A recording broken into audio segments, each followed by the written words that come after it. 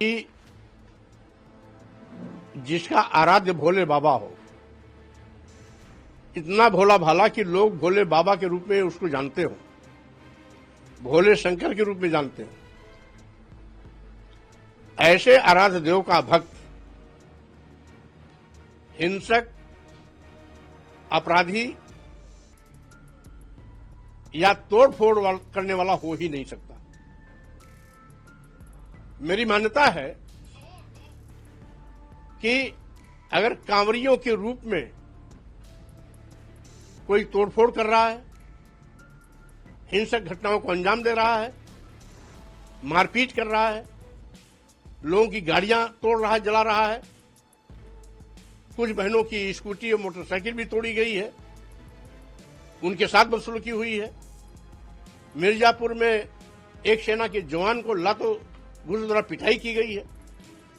ऐसे गुंडे, माफिया, अपराधी, मवाली कांवरियों के वेश में वो सत्ता संरक्षण प्राप्त गुंडे, माफिया, अपराधी है।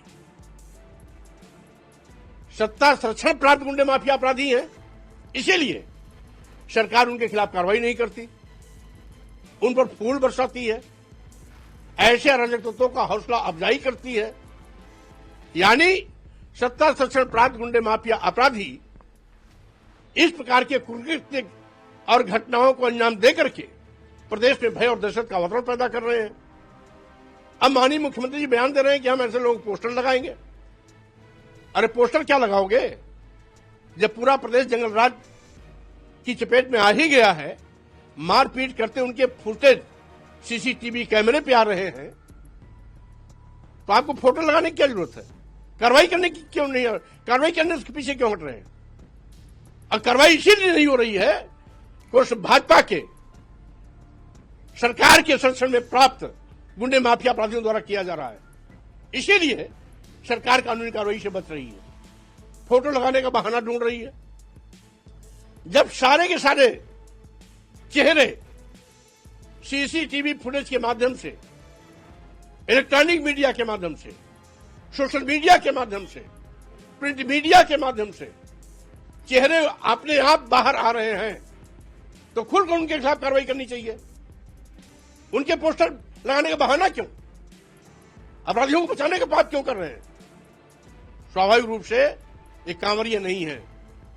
कांवरिये के वेश में सत्ता संरक्षण प्राप्त गुंडे, माफिया, अपराधी हैं, जो जुल्म, जाति, अत्याचार, कहर बर्पा कर पूरे प्रदेश में भय और दहशत की वातावरण पैदा कर रहे हैं। सरकार को इस पर नकेल लगाना चाहिए, अन्यथा इसकी जवाबदेही भी उत्तर प्रदेश सरकार की होगी। हालांकि कई जगहों पर कार्रवाई भी हुई है। ये तो बार बार सरकार को मैं घेरने का काम कर रहा हूं,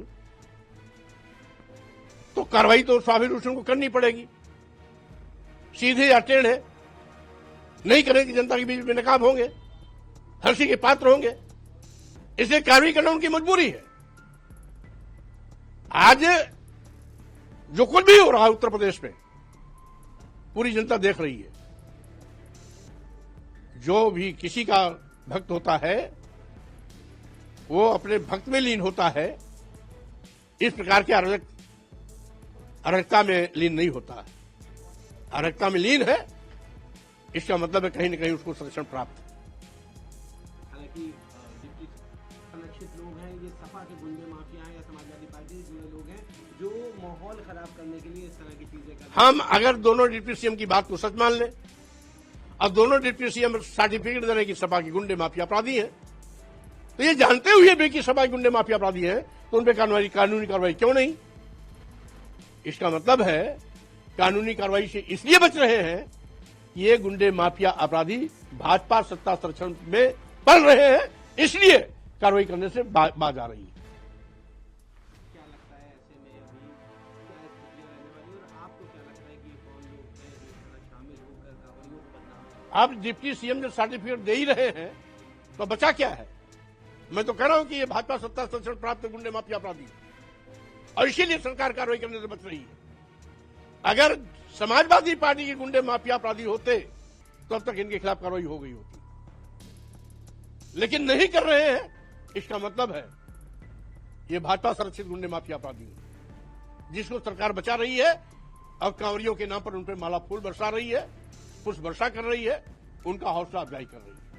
कंवर के साथ भी नाम सामने आ रहे हैं, उनकी भी संलिप्तता हो सकती है इस अवैध धर्मांतरण की। देखिए, चूंकि वो जांच का विषय है, जांच के अनुसार जो भी कानूनी कार्रवाई होगी।